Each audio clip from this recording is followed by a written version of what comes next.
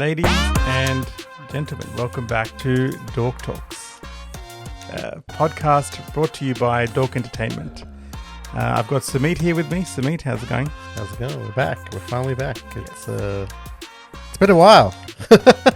I'm getting sick of that term, we're finally back, because we use it quite often. Yeah. Well, obviously you can see we've done some different setup here. It's a podcast style, but I feel this is what's in 2024. We've got to change with the times. You got to get with the times, eh? Yeah, that's what's happening, man. Like we got to evolve, and that's what we're here doing. We're evolving, and we've got some new gear and new ideas. So hand it over to you, host. So we'll be doing things a little bit differently to what we normally do. We've changed the setup a bit, so we'll talk about some current topics in today's society. We're obviously still going to talk about entertainment. That's what Dork Entertainment is about. That's right. But we'll talk about a variety of other things too throughout the podcast. Let's start off first with one of our favorite shows that we've come to love throughout our lifetime. There's an Australian version that's just come out, The Office. All right, so we just watched this. We watched the first couple of episodes of this. And look, there was a lot of hoopla when the first trailer of this came out. I saw a lot of different comments online about it. One of the funniest ones actually I saw was, where someone was commenting on like Australia in general. They were like, first ray gun and now this, poor Australia. Which is true, quite true, right? The trailer looks pretty shite. And unfortunately, I'm here to say that it just seems to continue. Like that sort of thought about it. It's not. I don't like it. It's. I didn't like what I saw there in the first couple of eps. It's the problem that it runs into is that it still feels like an imitation, right? And that I reckon if it was completely different and they weren't characters that sort of made you go, oh, that's the Stanley and that's the Jim and that's the Dwight. If it was completely different characters that were not trying to mimic those type of characters, then I think it would have had a chance, right? Because, it's set like in Sydney. I didn't know about this, right? It's actually set in Sydney. They talk about, they show shots like in the B-roll of Bankstown and Parramatta, which is right. We're from southwestern Sydney, and that's right up our alley, mate. But I don't know. I felt like, initially everyone thought it was like a bad Saturday Night Live skit. It kind of doesn't get away from that, right? Look, the hardest thing to do is, to make a show, a remake of a show that was so great. Yeah. And I feel like some of the things they got right, some of the things you're right. Like if they did their own new sort of show, because it's basically rebooting The Office, the American UK version into an Aussie version. And you've got characters you can point out like, oh, that's the person that's Dwight, that's the person that's Michael Scott, that's the person that's you can sort of pinpoint every character because they're bringing those traits across and they've done some slight tweaks to them. But I agree, like it should have been in its own show. But then could you call it The Office or would you call it something else? Do you know what I mean? If this show was called anything else and it had different characters, I reckon it would have had a chance, right? The fact that they called it The Office, and so you're giving up on it straight away already. I don't like it. To be honest, look, man. Like, it's nothing can beat the US version, right? To me, that's the pinnacle version. Everyone talks about the UK version, but like for me, the US version is one of the greatest shows I think in American TV history, definitely. But I just think that that going down that route of saying, oh, this is the Australian version of Dwight, this is the Australian version of Jim, and this is the Australian version of Stanley and Mike. Like, I just think they sort of they wrote themselves into a corner now. right, with these characters. Like, it's just because the ideas are interesting, right? Coming out of like the first episode, sorry, spoilers. They talk about coming out of working from home, flexibility, and then coming into the office and office space, which is very real issues that are But it feels like a very bad parody of The Office, and it doesn't feel like it's its own show, and that's what you want it to feel. I reckon it's a missed opportunity, right? This is Australian TV, and we very rarely get Australian produced shows, right? And this obviously, there's the person from the person that plays Darryl Philbin from the horror movie is in this. It's just an Australian horror movie that did really well. Talk to Me. Yes. Well, the Aussie chick, she's in it. But yeah, I don't know. It's a missed opportunity. I think the hardest thing is because you will always be comparing it to the American Office TV show because that was so great, right?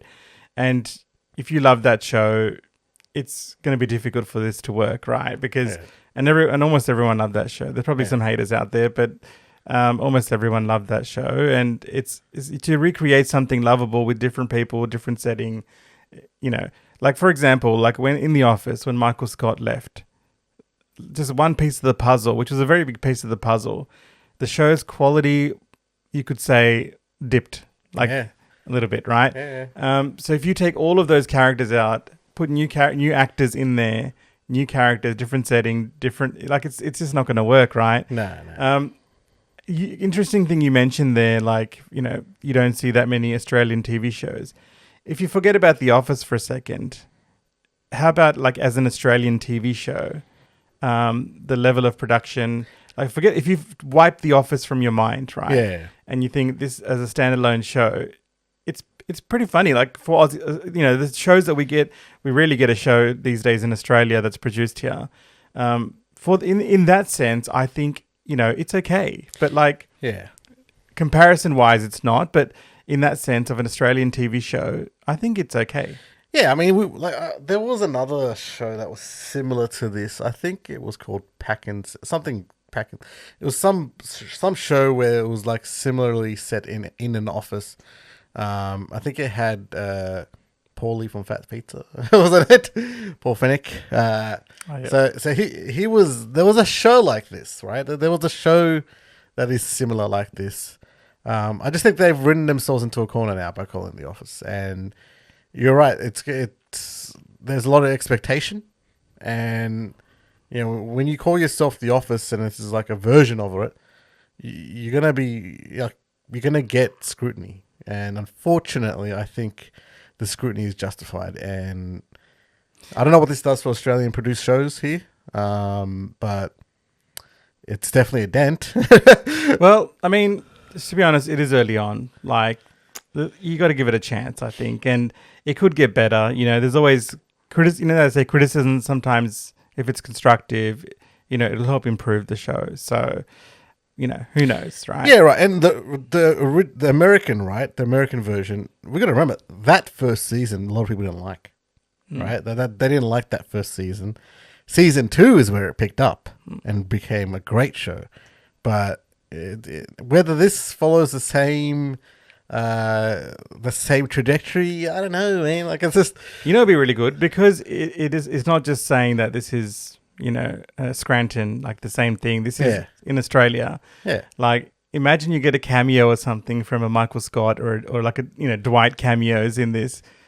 Coming in from the paper company to the packaging company, which is what this is based on. I mean, that would be interesting. But knowing the response it's gotten, I highly doubt it now. They would want to distance itself. And I think that's, if there is going to be a season 2 of this, and if there is going to be a second chance for this, they're going to have to distinguish themselves a lot more than what they've done. I would even say scrap the copycat characters. Scrap the idea that they're copycat characters and really move in a different direction if this show is to have any chance. But it did have that quirkiness. Like, that quirkiness was there, like that awkwardness and the quirkiness, which is what Office humor is based on, I feel. And that was there, I felt. But you're right, it just felt like a copy Yeah. Like you go and buy a copy version of something that's not like 100% real. That's what it felt like, right? Yeah. It looks the same, but it doesn't quite feel exactly how it should be. And I don't want to see the same characters. That's the like. I don't want to see those same characters done poorly, and that's what it feels like. It's just not. It's the same characters done poorly, and it's an imitation, and I have no interest in it. To be honest, if they were going to make something, I'd probably want to see a reunion special of The Office, the American Office, like a reunion season or something, right? Well, recently I saw recently Oscar, the actor who plays Oscar, go on a podcast, and he describes what happened with Steve Carell and how he left. Like we all thought it was some sort of dispute or something like that, but what ended up happening was that Steve Carell, he actually, his contract was only till 7 seasons. Oh, okay. And I think once the show started to pick up, they renewed everyone else's contract. This must have been around season 3 or 4. It must have been where they started to renew everyone else's contract. By that time, Steve Carell had become a massive star, right? So when his contract renewal came, what his value was too much for what the show can pay him. And then what ended up happening is those guys all signed on, but Steve's value was way high because he'd been doing movies as well at that time. And it just went too much. Okay, so let's move on. So this is a new sort of part of the podcast here, part of our channel here. We're going to do a hot take, and you're going to have to say whether you agree or disagree. Did you say hotcakes? Hot take. Okay, so this hot take is that Marvel will never get to the Infinity Saga levels of popularity again with the casual audience. So in 3, 2, 1, you'll say whether you disagree or agree. Okay. 3, 2, 1. Disagree. Oh, okay.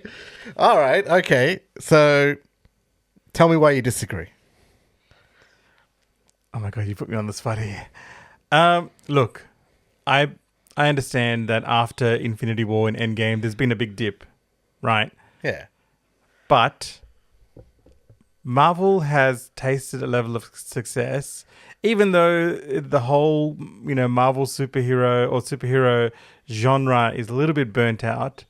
I feel that if they get the right people on board, which I think they have in terms of the Russo brothers, and they get through this multiverse saga, which hasn't been that great or hasn't been handled that great, they're getting towards the end of it, and that's where it starts to get really good, I feel. And I feel like they can reach that peak again with Secret Wars, and just wrapping up this whole saga. I feel like they can get there. And with the X-Men coming in as well, I feel like I'm excited for Marvel. I reckon they can get back to the same levels. Okay, so again, this is not whether you will like it, whether you will see the popularity. This is whether they will see the popularity with a casual audience. And this is why I disagree. The Infinity Saga was a moment in time where the casual audience really connected with the MCU. And I think that's not going to be replicated ever again. Those whatever 30 movies it was, or not 30 movies, it was however many movies it was in that saga, from Iron Man to Endgame, we were seeing each movie top $1 billion, get very close to, or top $1 billion, which, it's set a crazy standard for comic book movies, and I guess even blockbusters in general, right? To that they have to reach $1 billion, but that's what the MCU was doing. And I say this even though as Deadpool and Wolverine has gone beyond $1 billion, right? But I just don't think they will ever get that momentum again. They've lost a lot. The market's changed. People are slowly starting to, or even if they have, get over superhero movies, get over the MCU, right? They're looking for something different. That's why you're seeing. That's why you saw something like Top Gun, like just really smash it at the box office, right? People are looking for something different, and I don't think whatever they do try. We've got the X-Men to come. We've got all these different with the X-Men itself. Like it's pretty massive, right? I feel like by doing the multiverse saga, they pushed away that audience. They pushed away that casual audience. Not completely. Obviously, that's shown in Deadpool and Wolverine's numbers. But I think there's a level... Like, they're not getting $2 billion films again. Avengers Endgame is never, ever happening again. That craze... And we saw that craze firsthand. Infinity War and Endgame, for those movies. It was a moment in time. I cried in Endgame. Yeah, of course you did. So did I. But it's just, I don't, like, we're not going to get to that, like, that level of fandom for that ever again. I think it's slowly going to start, like, nothing that's, like, like $1 billion for Deadpool River is nothing to say for that, but, like, there's been too much damage done to that brand now for it to, I believe, come back. We've got the Russos coming back. We've got Doomsday. We've got Robert Downey Jr. But I like the momentum is that's what I feel. The momentum that they had, I believe is not going to happen again. Interesting that you say momentum, because that is a very big word, because in terms of stringing a few movies together which are of high quality is what's gonna take. So that's why I believe towards the end of it, because it is coming to an end. Of course, the general audience is it's oversaturated, that market of superheroes. But the general audience, whenever something like this comes to an end, like the multiverse saga is coming to an end, I feel like the general audience will, flock to the cinemas to see Secret Wars. Not just that. If it's not Secret Wars, it will be the X-Men movie, which I'm hoping comes soon after. So X-Men is like, you look at the cartoons that X-Men 97 just released this year. I thought it was great, and I think it got rave reviews. I feel like a lot of people watched that. Here's the thing, right? It's great to our audience. It's great to us. I'm general audience. I'm not a... but we are like very much we are the, like, we're very specific. We keep up with all this sort of stuff, but like the soccer mum who doesn't know anything about Marvel but will still sort of follow on what's going on, I'm talking about that. Well, that is not happening again. I mean, we've still got the woke audience with Kathleen Kennedy. What audience? They're out there. That's finished. They're out there. They're out. They're not coming to the movies. They're not watching it. Like they're obviously playing to them, but I don't believe like they're not coming out in numbers to, change the box office of a movie. We saw that with the Marvels. Right? Marvels was crap. The Marvels was terrible, and the numbers for it were terrible. But that's like at the end of the day, like Marvel Studios has to go back to what it knows, and and I think that's what they're doing. I believe so. Right? They're putting the moves in place to do that. Obviously, they've recognized they've oversaturated the market, and that was due to the leadership at the time. But Kevin Feige's sort of got that power back, and he's trying his hardest, but I just don't believe they'll get there. That's not realistic for me. Well, it's an interesting hot take. Let's agree to disagree there, but there's an interesting hot take. It will be interesting to see what happens in the future of Marvel, because it's. I mean, the stuff we spoke about, it's happening in the next couple of years. Yeah. Like 2025, 2026. And there's another thing. DC is rebooting its universe as well, so there's a lot of interest there, right? But is there interest in the public? I'm not convinced. Did you see, speaking of DC, we're talking about superheroes in general, did you see the reveal about, there was the Superman poster with... Yes. Oh, what's the dog's name? With the dog, yeah. Superdog? I don't know. Cosmic? Yeah, sorry, whatever. I'm not a DC fan. Let us know in the comments below what the name of the dog is. Pretty please. sure the other Dork Entertainment employees are going to Yes. tell us off about this, but yes. But people are upset with that, obviously, because they rebooted like Henry Cavill and everything, the whole thing. Yeah. And I believe it's going to be a much lighter take on Superman because that was very dark in terms of the Henry Cavill saga. But people are upset because the dog is apparently supposed to be all CGI. It's not. Well, I don't know how they're going to make a real dog talk, but like people are upset because it's a CGI. But they just showed the back of the character. Superman, is that coming out next year? Yeah, next year. That's wrapped filming, I believe. I'm expecting a trailer or a teaser end of the year, hopefully. No, I'm not expecting anything until Super Bowl. Super Bowl. Oh, okay, trailer at Super Bowl. I'm not. Yeah, a Christmas trailer. teaser, please. No, I'm like, dude, they just wrapped like a couple of months ago. There's no way. I don't believe we're getting a trailer this year at all. Not happening. It's too far out. We've seen movie marketing campaigns get shorter and shorter, and I just don't think a trailer right now there's any point to it. So, I mean, let us know what you guys think in the comments below in terms of, is the market oversaturated with, superhero stuff? Are the general audience interested in going back to the cinemas to watch, like what Marvel is going to come up with in the next couple of years? We'd love to hear your thoughts down below. Moving on to the next topic, the Nintendo Switch 2 reveal. Where is it?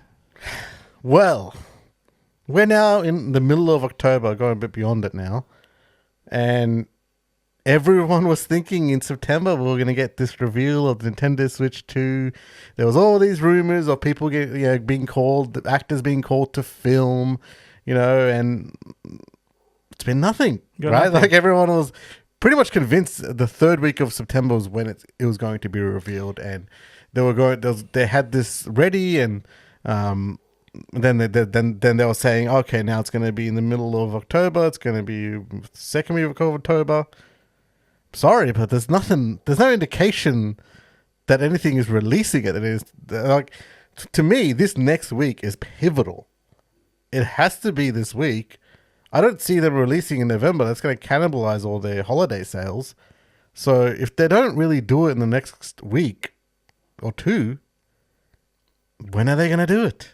Well, we did get the Pokemon leaks, which mentioned the Nintendo Switch 2, a new Pokemon game coming out for the Switch 2. So that's a bit of news. That's a bit of well, yeah, the code name. We've got the code name, Ounce, right? Ounce, yeah. And that's, I don't know what that means, but I mean, what does Dolphin mean to GameCube? I don't really know. Like, it doesn't really mean anything, like the code names. But, yeah, like the hype is there. Everyone's hyped about it. I've seen it online.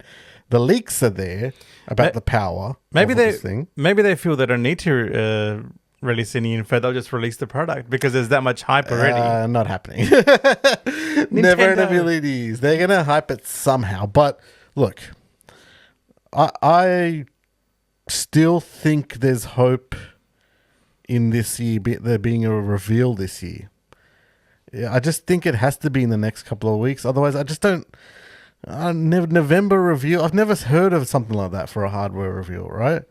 So, like, if it's not November, if it's not October, then I just think it's the thing that they did with the last Switch, where they did like this massive reveal or they revealed it around October, but then they did this whole presentation in January, and maybe that's what we're getting, right? Maybe the whole presentation is what we're getting, and that's meant to be like the actual reveal of the console. And it could look, Switch was a completely different concept. That's why they probably wanted to introduce it a bit early and maybe get people used to it. What I'm hearing about this Switch is that it's an iterative of this Switch. So it's a more powerful version of this Switch. And like, maybe they don't feel like they need to do something this early out. Because if it's releasing, and a lot of people seem to think it's releasing in April 2025, having it this far out, I'm not sure they would probably want to do that if it's just an iterative thing. Well, I saw that they mentioned like the game system format. Yeah. It's going to be the same as it is on Switch in terms of the Emulation, that's right. like the ROMs. Like it's still going to be the same. Yeah. So they're not changing that up. But the specs, the specs will of course be better, and the physical screen will be better. But you're right. There's not a lot of information out there that's confirmed by Nintendo. So everyone's waiting for that. What are we going to, in terms of names, Samit? We got to quickly talk about names. So before we got the Wii, we got the Wii U. Are we going to get a Switch U or a Switch Wii? They will not make that mistake again. Well, this is Nintendo. They can make it mistakes 10 times and they probably will never live for it. But I love Nintendo. But the problem is, I think they will not call it anything like that. Okay. No Wii. I think this is just Switch 2. And this is why I think that while the naming conventions before, it was built upon, being different from the last one because it's a different concept, right? Like every console is a different concept. The fact that like their portable line and their home console line have merged into this one thing, I don't think they're going to get away from that brand now, right? It's merged. Like, I don't see any point in getting away from the Switch brand. It's very close to being the highest selling console of all time, nearly. I think there's not much for it to go past PS2, I believe. Is that the highest? Yeah, it must be. Yeah. I think so. And it's close to it. So the brand is very strong. Now, I think they might have changed their business practices and their strategies to be like, okay, maybe we stopped doing the whole different name for different consoles. But what they do is follow maybe the business strategy of an Apple, right? So the Switch is now like their version of an iPhone. It's their iPhone. It's Nintendo's iPhone. And all they're doing now is just going to be iterating on it. They might release different products, right? Nintendo Alamo, all this bullshit. But I don't think when it comes to their home, the console and the portable console, it's just Switch from now on, I believe. So you're telling me no Nintendo Poo? No, no Nintendo Poo, no. To match up with Nintendo Wii. I've got Wii and Where'd I got you get Poo. Nintendo Poo? Nintendo Wii, Nintendo Poo. Oh, okay. No. They're not doing Wii, Poo, anything like this. And then the next one will be Nintendo Poo U. Poo U, okay. Really, Nintendo really love the toilet humor, don't they? Like, they really love the Wii, Poo. And then when they got Wii, they thought, maybe they think they're talking about Nintendo, and they came out with Wii. No, it's Wii U. No, you're the one Wiiing, actually, not the. We love Nintendo. Come on, we love Nintendo. But the thing is, like, I'm saying this right now. This is what I'm thinking from a marketing perspective and all that sort of stuff, from my experience. But Nintendo is so crazy as a company. They could be like, nah, if this is so successful, we're just going to go in this direction now. Here's the Nintendo banana. They could do that. Like, what the hell is Nintendo Alamo? What is that? Who asked for that? Like, I want to know. But they made it. That's how crazy they are. And that's why I love Nintendo as well, by the way. I love that I love that they do not do business like an Apple. I think they should. That's why I said what I said. But I do kind of love that they don't. And that's what makes them unique. And that's why they're different from a Microsoft or a Sony. Because they're that crazy they can do something as crazy as they call it a Nintendo Poo. They could do that. That's very much a possibility. I'd buy it. I'd spend $500 on Nintendo Poo. Yeah, look, it's going to be interesting in the next couple of months what Nintendo reveals. Didn't they say initially the launch date might be around March 2025? Yeah, well, no. So there is a tweet that they officially sent out a couple of months ago where it said that before their financial year, so Japanese financial year ends March 31st, 2025, and they said that before the end of the financial year, the successor to Switch will be revealed. Okay. So that they said it will be revealed. They didn't say it's going to release or anything like that. They just said it will be revealed. So, I mean, yeah, like if it's not in the next couple of weeks, then maybe we should hedge our bets on something in January. Okay. All right. Let's see what Nintendo comes up with. Yeah. Okay, moving on to the next topic. This is a little segment which I haven't officially told you about, Smeet, but it's called Retro Dork. So we're going to be talking about everything retro in this section. All right. The topic for today is the top 5 games from the 80s and the 90s. Ooh. So, I mean, today it's just about the games, so we're going to be talking about a lot more things in the Retro Dork section. But Yeah. let's start with games, because that's something that's very close to our heart from the 80s and the 90s when we were growing up. Well, this is the era. This is the NES, the Sega Mega Drive, Sega Master System. We're talking Super Nintendo. Super Nintendo. We're talking Nintendo 64, PlayStation 1. So this is an interesting time, right? Like it's the introduction of home console gaming, which was the 80s, and then to see it evolve and then go into 3D. This is the introduction of 3D as well, right? 3D home console gaming as well. So it was, as you said, a special time in the industry. It's a lot of my memories are very vivid from these. They're really some of the best games that we've played, and countless hours. And I guess, like, at the end of the day, it's what you feel when you remember the feeling playing them. And happy to go through it. Let's go through the top 5. So we'll start. I'll give you number 5. Yeah. My number 5, and then you tell me what your number 5 is. Okay. Okay, and then we'll go back Yeah. and forth. So starting off with number 5, I would have to say Sonic the Hedgehog. Ooh. That's like not any particular one. If we're going to be particular, probably Sonic the Hedgehog 2. Yes. That was my favorite one. Just because the music, the gameplay was fast, it was fun. And you're right, just the feeling you got when you played it. You sat down, with a nice cold glass of drink. Yeah. You had your slice of pizza, and you played Sonic the Hedgehog 2. Like, that was great. Yeah, and this was released on the Mega Drive, I believe. Yes. Right, on the Mega Drive. And this is the Genesis in America. And what a game. Sonic the Hedgehog. The antithesis to whatever Super Mario is. I remember playing this at our cousin's house a lot, because we didn't have a Mega Drive at the time, I believe. We were the Nintendo. We were the Nintendo boys, but our cousin Johnny, shout out to Johnny, he had the Mega Drive. He's a massive Sonic fan. Yes. And yeah, I do remember playing this. It was everything that Mario wasn't, right? It was fast. It was very colorful. And Sonic the Hedgehog 2, if I believe, introduced Tails.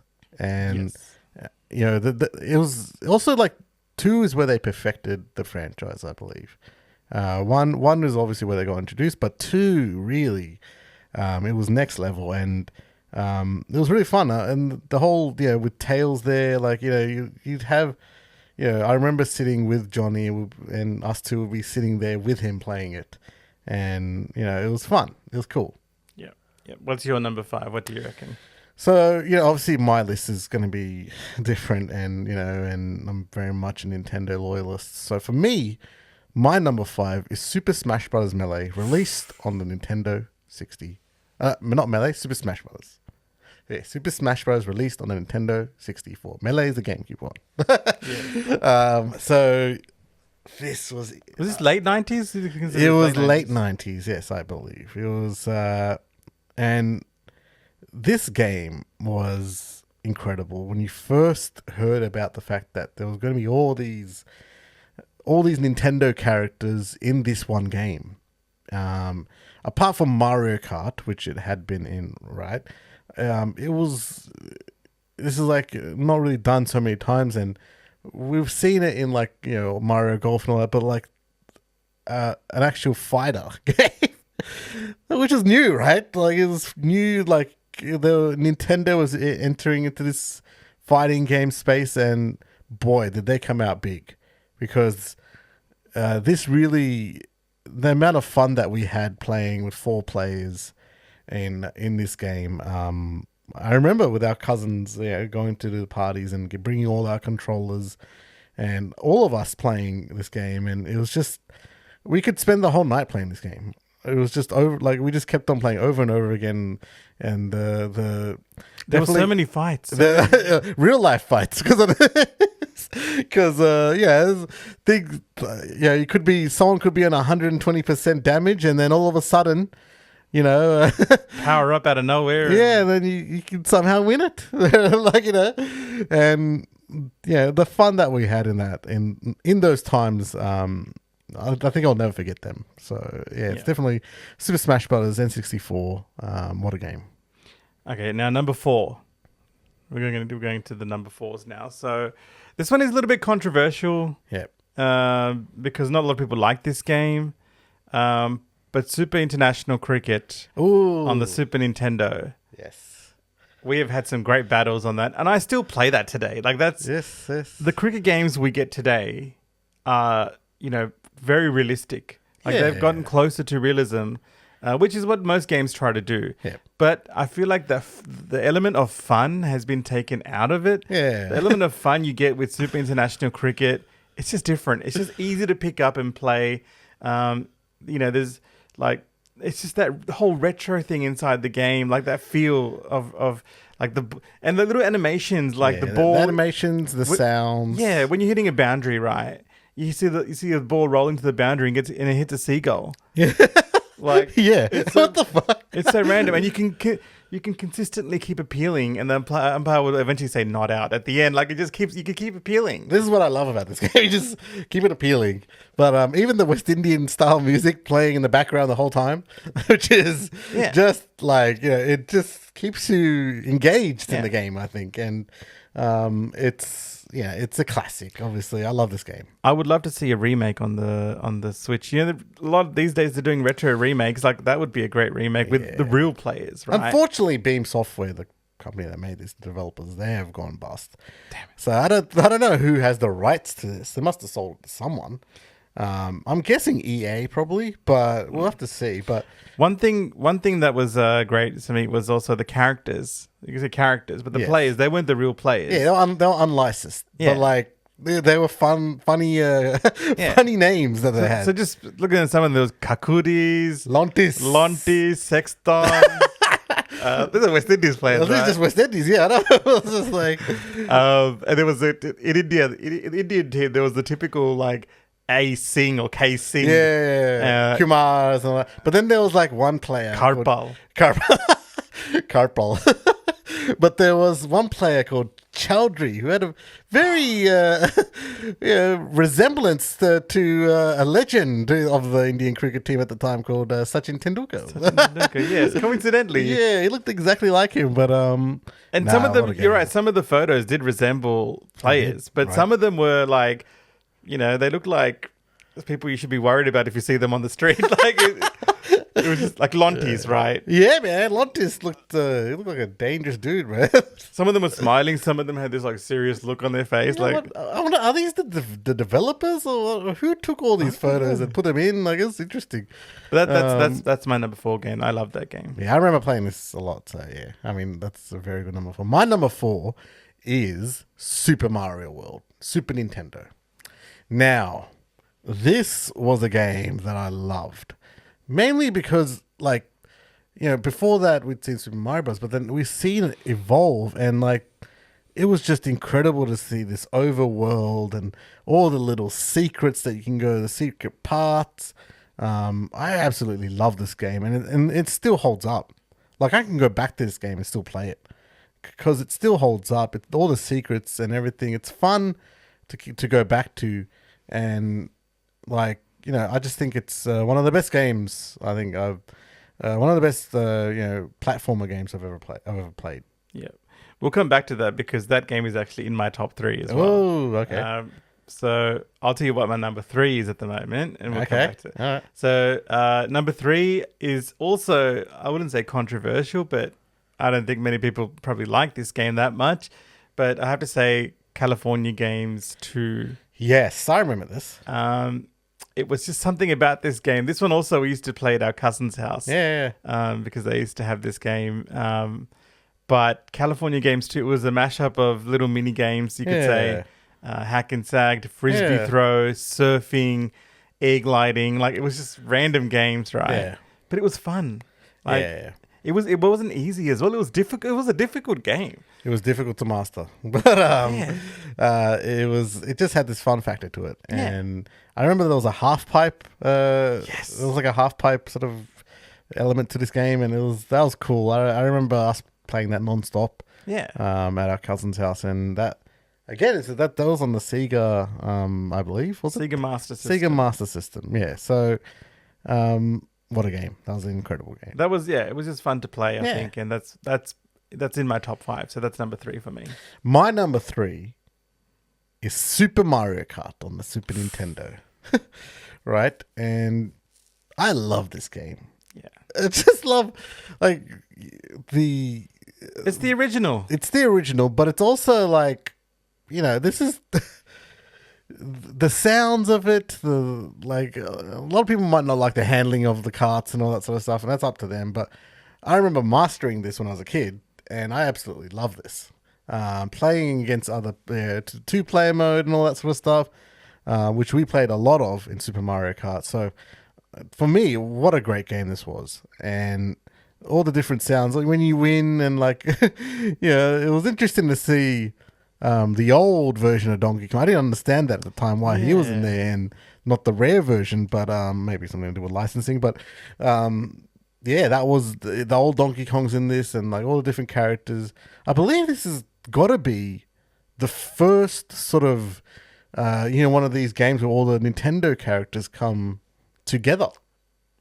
Possibly, yes. This is probably the first, right? So, because after this, then you get, your Mario Golfs and your Mario Tennises and all that sort of stuff. But I believe this is the first, right? This is the first, Nintendo mashup game, and there were many iterations of Mario Kart after that as well. Yeah. But the original on Super Nintendo. That fun memories. It's a great game. Yeah.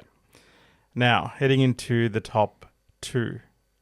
So we were talking about Super Mario Land. Super Mario World, sorry. Yeah. Super Mario World, that's my number 2 game. Yes.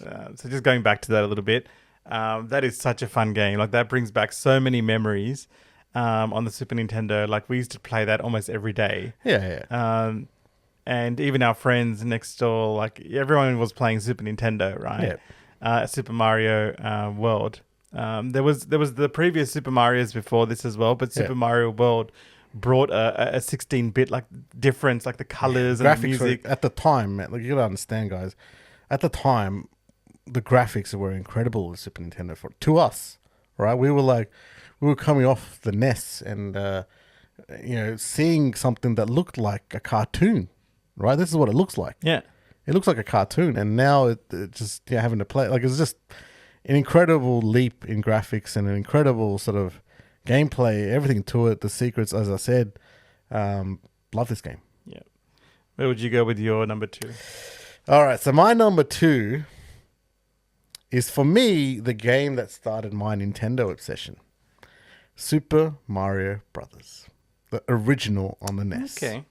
Now, I vividly remember the first time I played this game, and I was hooked.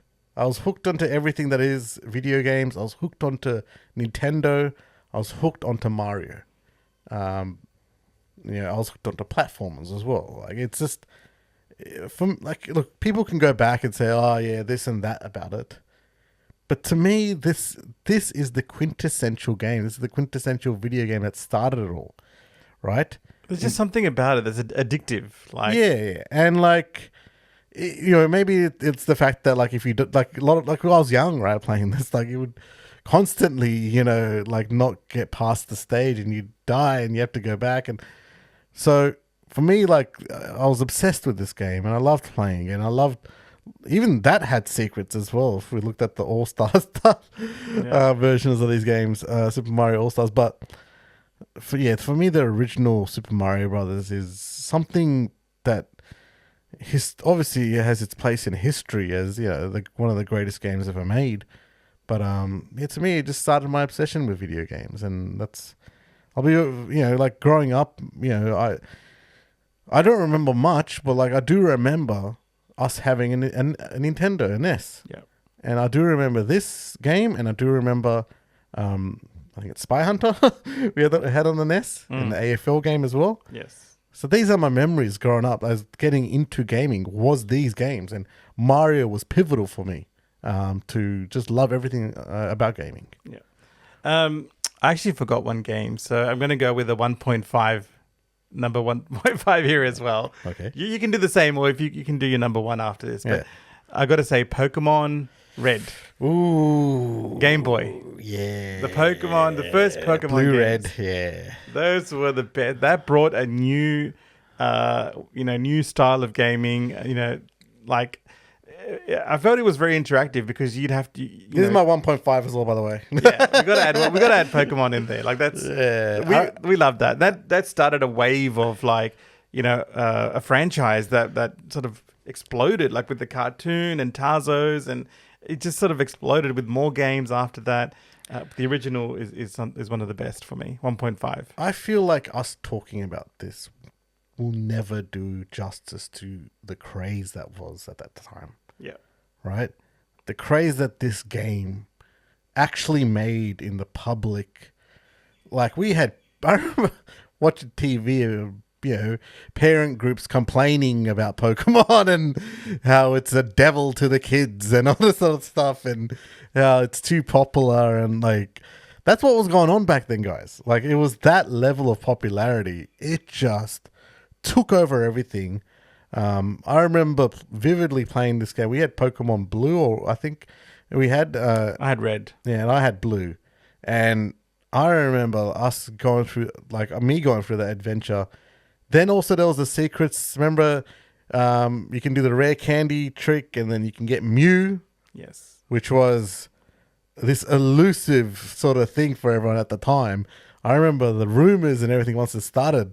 Because the amount of craze that there was, this is definitely during our primary school time. The amount of craze that there was once everyone heard about Mew and Mewtwo and all that, and that went around the school playground. Everyone's like, "Oh, how do we get this?" And then I remember EB games were you could download Mew. You could download Mew. If you physically bring your Game Boy to one of the stores, you could download it. And there were massive lines for that. That was crazy. And then we were just trying to figure out how to get it. And everything that you could do with those Game Boy carts, using them in Pokemon Stadium. It was just incredible. Trading, that was a massive thing, right? And it just hit the public in a way. And we've seen this recently with Pokemon Go, right? When Pokemon Go it started the craze again. Everyone was out on their phones and they're going out. It's just Pokemon has this innate ability to really capture the public's imagination. 100%. And at that time, there was nothing bigger. Everyone had a Game Boy. Everyone had Pokemon, and it was absolutely wild what was going on during that time. 100%. Let's go on to number one. So I have a feeling you haven't mentioned this game yet, but I have a feeling this is your number one too as well. After 3, 2, 1, let's say our number one. Okay, ready? I'll talk about my one first, and then you can talk about your one after. Okay. All right. 3, 2, 1. Ultimate Mortal Kombat 3. No, we got different number ones. Okay, so I have number one, The Legend of Zelda: Ocarina of Time. Yes. Okay. That was a great game. To me, the greatest game ever created, right?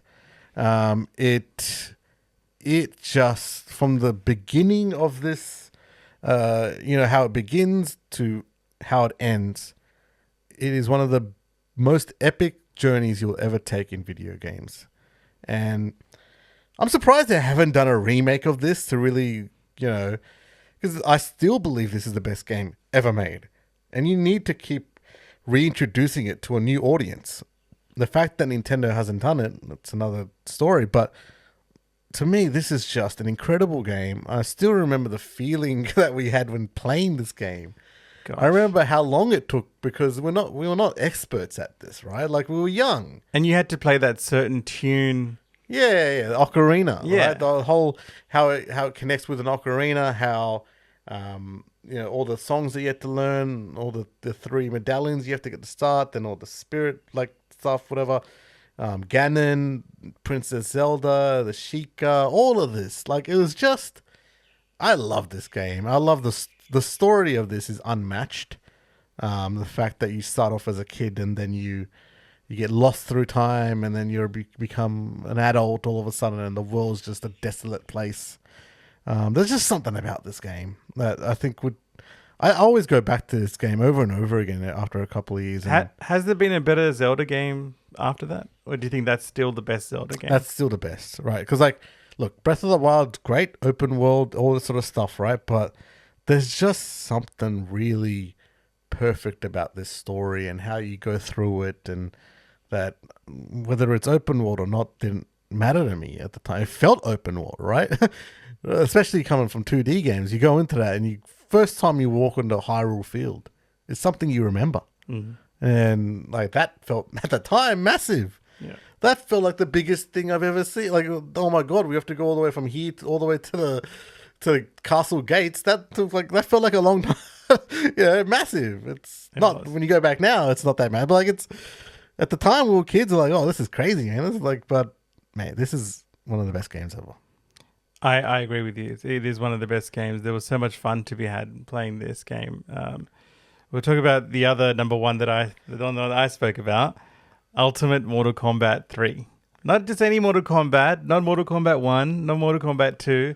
You got Ultimate. Right there. Bring out the box, lad. That's Ultimate MK3. Hold on a second. Ultimate MK3 is a title that, and look, we've got the box here as well, right here. Look at this. Talk about it.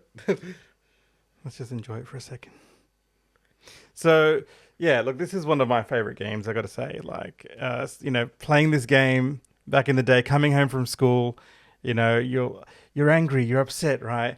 And even like your brother's like upsetting you as well, and you can't hit him, right? Because he's your younger brother. So you said, let's get into some Ultimate Mortal Kombat 3. We'd put this thing in, and we would beat the crap out of each other in this game.